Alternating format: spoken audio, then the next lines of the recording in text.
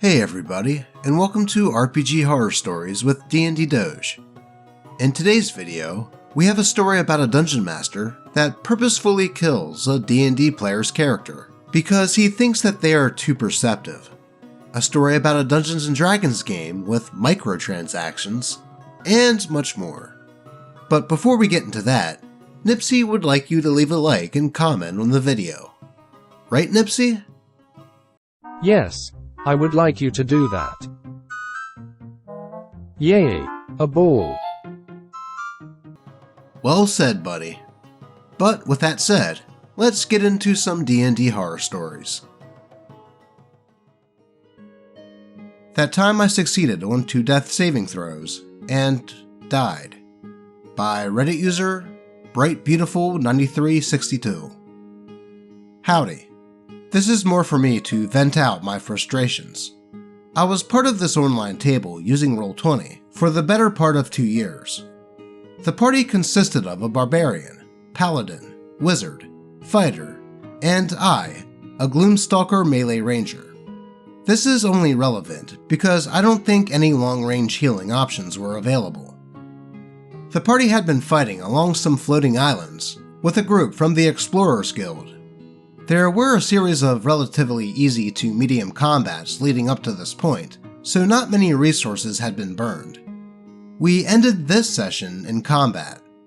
Unfortunately, I had to miss the next session, and as normal for this table, my character remains active in the party. The only stipulation when this is the case is that they cannot die or be changed in any permanent way. 2 weeks pass, and I'm able to make the next session for some good old D&D 5e. I find that we're in the same combat. My character has 17 out of 88 HP, and is on the front lines. That's okay, I can work around this. But my dungeon master is confused. Where's my token? I sheepishly point out my character, to which he responds, "Oh, I thought that was an assassin." I immediately start to wonder if that is how it was run, and that my entire party had been attacking me. Again, that is okay. I can work around this. I just need my turn to. And the devil with the flaming greatsword hits me. I go down, and the first thing I get to do in character is roll a death save. It was a 17. Very nice. Unfortunately for me, another devil moves up, and as it can't reach anyone else in the party, the Dungeon Master rules that it would use only one of its attacks on my downed body. We can still work around this. A little bit of a problem though. You see, I cheated in this game, because I should have only rolled a single death saving throw. You see, the enemy's attacks were visible to the players, and one of the effects tied to them was taking persistent 1d6 fire damage at the end of your turn, until you use an action to put it out. I should have had a failed death save, and died the second the devil hit my ragdolled body. Disregarding that, my next turn rolls around, I pass my death saving throw, and immediately die due to fire damage. The Dungeon Master asks if I would like to have my character utter any final words, but at this point, I am pretty sure these guys don't like me, so I offer nothing. Combat continues for a solid 2 rounds, before my Dungeon Master brings up my character dying again. He apologizes, and repeatedly says how much it sucks, and then tells everyone that they should put Fs in the chat for me, which they do. In my mind, it comes across as a little tongue-in-cheek, but okay. The combat took the remainder of the session, and once it had finished, due to the fact that my body was burning, Revivify would not be an option. The Dungeon Master told me that we could work out another solution in private for potentially bringing my character back, but I was sad and dipped out of the group altogether.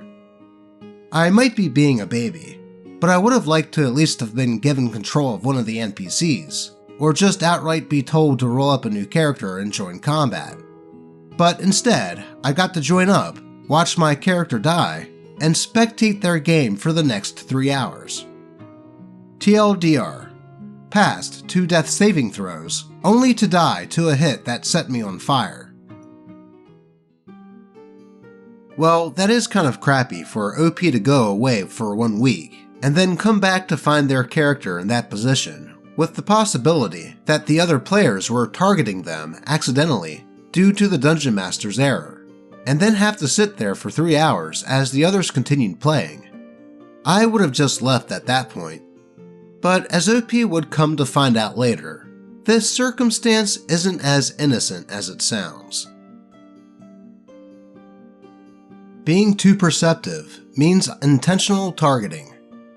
Howdy again. This is a follow-up to my previous post. The related post is linked below, as I have spoken with the Dungeon Master. As it turns out, they told me it was completely intentional, marking me as an enemy while I was gone. They had wanted to kill my character for a while. The reason was because I took the Observant feat when we reached level 8. With Tasha's Ranger providing me expertise in perception, and Skill Expert giving me expertise in investigation, they felt they couldn't hide anything from the players anymore. Hidden treasure, objects, traps, and ambushes were impossible without giving enemies ridiculous bonuses. They didn't want my character ruining the mystery and tension anymore. They said they were sorry, and that my character could immediately return with no strings attached, but passive rules would be changing. Anytime things calm, like shopping, talking with an NPC, or walking around town, the passive skills would apply. But as soon as they're tense, like in a dungeon, in combat, chasing down a thief, negotiating with bandits, looking for traps, or nightly watches, it would need to be an active role. Passive investigation and perception no longer mattered in those situations, or acted as a skill floor. Needless to say, I did not take them up on the offer. As for whether the rest did it intentionally or otherwise, I don't know, nor do I care at this point. Seriously, that is such a BS thing for that Dungeon Master to do. I mean, he's the Dungeon Master, and could easily come up with ways to still surprise the party, instead of just purposefully killing OP's character. I can't say I blame OP for just not going back to that game, especially after finding that out. Let's move on. Terrible cult-like experience from local game store in Louisiana by Reddit user Biux LeBlanc. So, I had to deal with my first ever super toxic management at my local game store. A friend and I had a heated debate basically, with some players at the game store in Discord about our campaign. They basically had no economy, had martial classes severely crippled to where they were barely playable, and spellcasters to where they had everything they needed. We were limited to 30 gold pieces per player for all equipment, including weapons and armor. Meanwhile, spellcasters got everything they needed, and 50 extra gold pieces. After we found out items that we looted would only sell for half the player book value, or any of the microtransaction items we get would only sell for 5 silver pieces, even if they're worth 50 gold pieces, considering the fact that it was 9 real-life currency for 3 tokens for a machine to get a mystery item for your character. It seemed like we were being scammed, with most of these items mainly being javelins, darts, or very cheap items in-game. Sometimes, some may have gotten lucky and maybe got a +1 weapon or armor. So my friend and I began asking questions in the Discord about the economy and the concerns our guild players were having, since some of them are fairly new, and seeing that missions only paid 2 or 3 copper to split between 6 players, and our guilds only allowed to have 5 silver pieces total between all of us, it raised a bunch of concerns.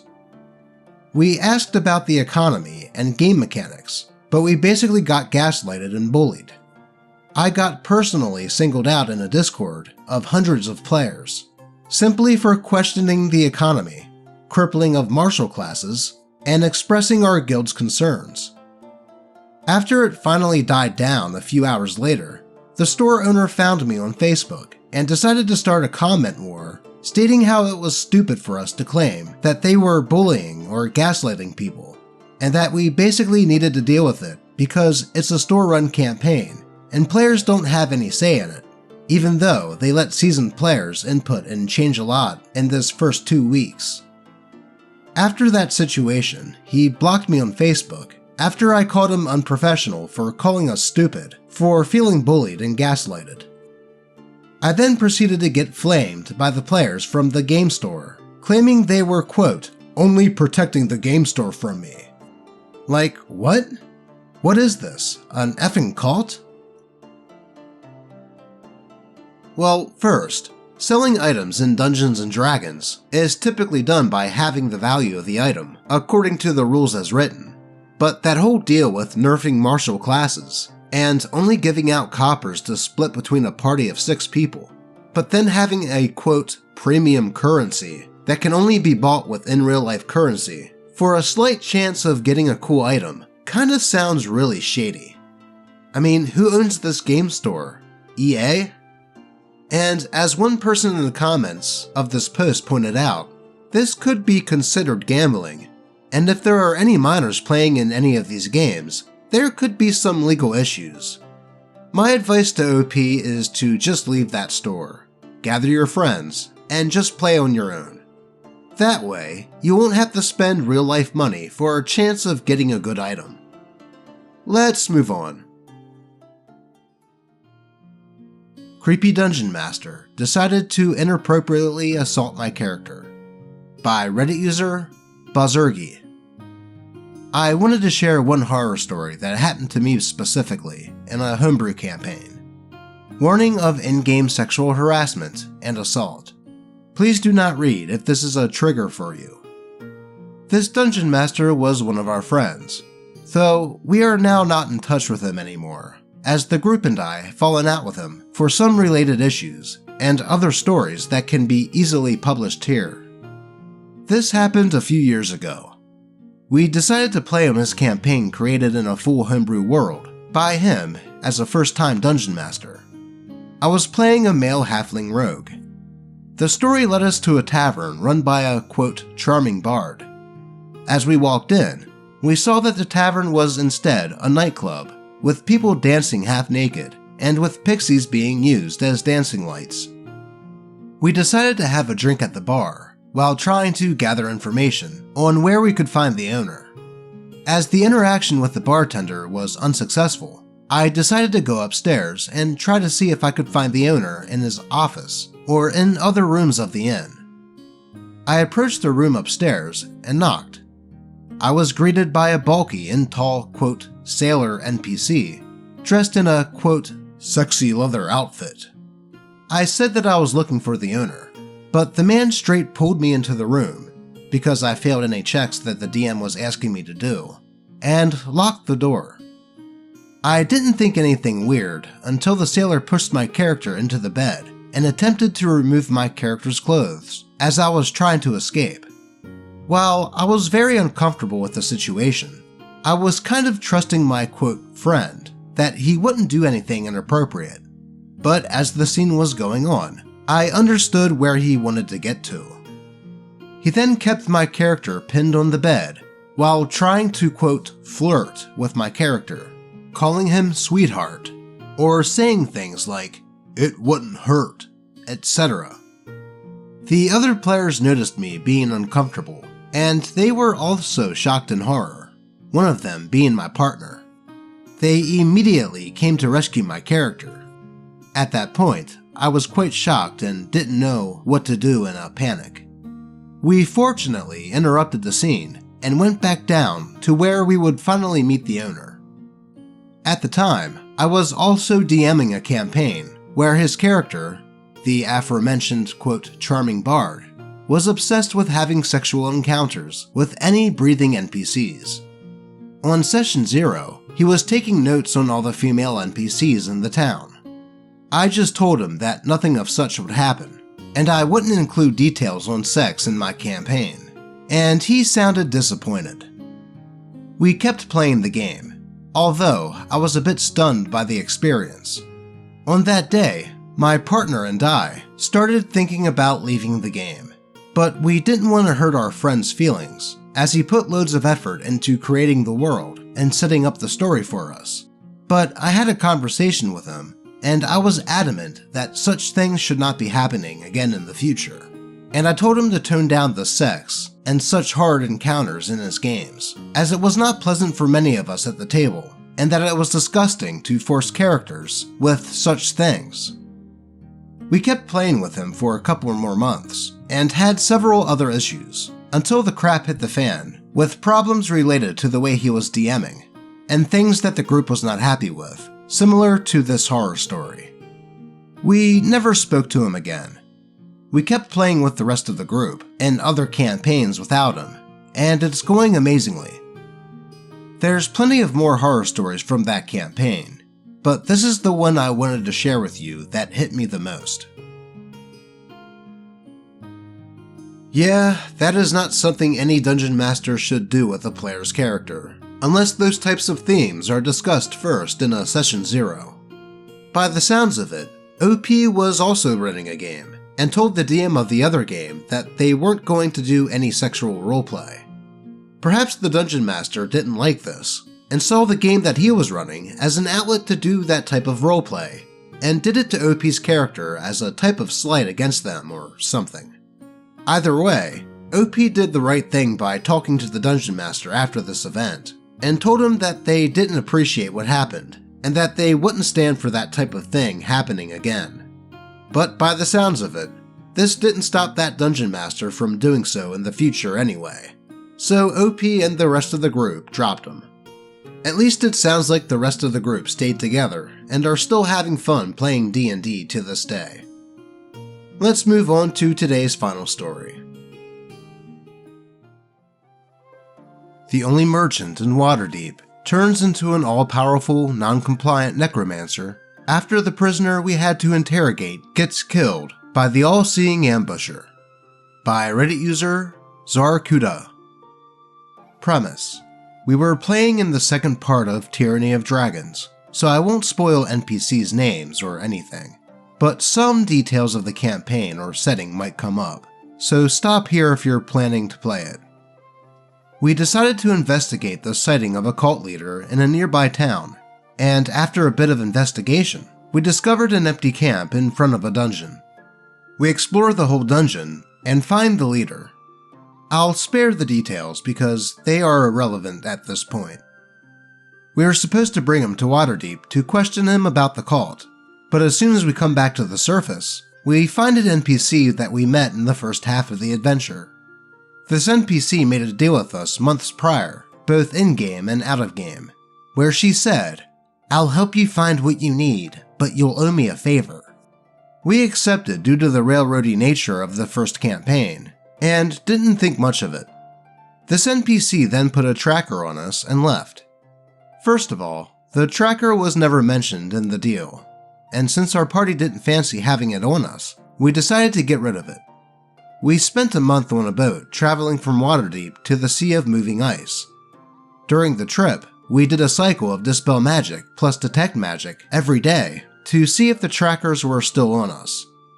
After a few days, the Dungeon Master says that the trackers are gone.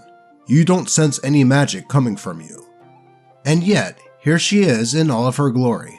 She found us, and she wants to kill the leader that we have in custody before he can spill the beans. The Dungeon Master says, "You see a figure coming out of the woods, with a following of 5 other people, and you recognize her." At that point, we decided to flee instead of confronting her. So we take a random direction and start running. But the only problem is, every single one of us steps on a mine that kills our horses and incapacitates 2 of us. At the table, we are looking at each other kind of confused, but we don't say anything. The NPC says, "Let me kill him and I'll let you go." And reluctantly, we let her do her thing, knowing that we were headed to Waterdeep, a city full of powerful wizards and clerics that are being reunited to fight the cult itself. We reach the city and start looking for a cleric that can help us. Apparently, the only person that is able to help us is some shady merchant that is also the only potion seller in Waterdeep with absurd prices. His prices are 500 gold pieces per question, and we don't have that kind of money since every time we try to sell gems or valuable items, we only get 30% of the actual value. At best, we could ask 5 questions, and that's using all of our money. We notify him that we are working for the council, and that these questions are of extreme value, as they could save the Sword Coast. The reply we get is, "Who says I want to stop that?" At the table, we look at each other kind of confused, and we reply with, "What?" He goes on saying, "If the Sword Coast gets destroyed, I'll have more souls for myself." My backstory involved being a harper. The DM suggested it, and I thought it could be fun. So the first thing I think is, I should definitely notify my superiors about the shady guy who lives in the shady house, who wants to destroy the world. I go talk to them, and words can't come out of my mouth. If I try to mention anything about it, I can't. I try to write, and nothing. I can't even point at the map to signal his location. At that point, my superiors think that I'm making fun of them, rather than assuming that I'm under some kind of spell. These harpers were truly masterminds. The last thing to try is asking for monetary help from the Council of Waterdeep, as they hired us, and we sent a flying castle crashing down, halting the cult's plan for months. The leader of the Order of the Gauntlet offers to pay himself. We get there, and the shady guy is nowhere to be seen, but we established that he was also the potion seller. So we go talk to him, though the guy tells us that he doesn't want to speak to any faction leader. At that point, I'm just frustrated. I feel like it shouldn't be this hard to ask questions. After all, that's the whole reason we got sent out in the first place. We ask for money directly to the faction leader, enough for 5 questions. We go in and set them on the counter. After all is done, we find out nothing. No new information, no new names, all stuff we already knew, and a bunch of, "I don't know enough about this," and "maybe." So we wasted a whole session trying to get answers from a guy who knew nothing, despite being a cult leader, who, mind you, was willing to talk when he was in life. My character made himself a fool in front of his faction, and all of our horses blew up. It was our first campaign, and I have many stories from it I could share. I now know better, but I still wanted to share this story with you. TLDR. Deus Ex bombs kill our horses and make us lose our prisoner. Trying to ask questions to the dead body turns into an endless goose chase, despite the guy not having any useful information. Okay, first I will admit, with the way that the story was written, it was a tad hard to follow. But from what I gather, OP's party captured a cult leader, said cult leader got killed, so they took the body to someone in Waterdeep that could cast Talk with the Dead, but it was too expensive. It certainly seemed like the Dungeon Master was being a bit railroady, with that woman NPC still being able to find the party, even though they got rid of the tracker, and then have mines blow up their horses when they tried to escape. Then, when trying to get the information that would progress the story, just kept running into roadblocks that would give them any clues on what to do next. Perhaps the Dungeon Master didn't have anything planned past a certain point, so just had the party go on a wild goose chase for an entire session. Though that is what I was able to gather from this story, from the way it was written. But that is all I have for you today. As always, I appreciate all of you, and may your games remain horror story free. Until next time.